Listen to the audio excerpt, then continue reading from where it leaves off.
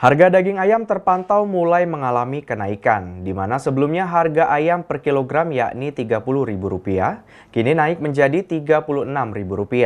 Hal ini berakibat terhadap turunnya minat beli dari masyarakat. Pantauan tim liputan Silampari TV di pasar tradisional Kota Lubuk Linggau, terpantau harga daging ayam mulai mengalami kenaikan harga, di mana sebelumnya harga daging ayam dijual Rp30.000 per kilogram, dan kini naik Rp6.000 menjadi Rp36.000 per kilogram.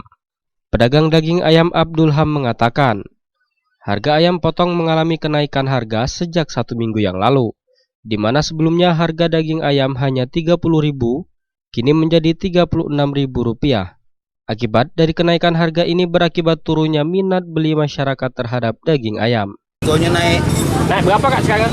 Sekarang ayam ini modalnya 30. Yang potong. Jualnya berapa sekarang kak? Jual 36. 36 ya? Itu mulai kapan kak naik kak? Ada 1 minggu lah. Seminggu lalu ya? Sebelumnya berapa tuh kak ya? Sebelumnya bisa jual 30. 30? Ifalwal Barodi, Liputan Silampari TV.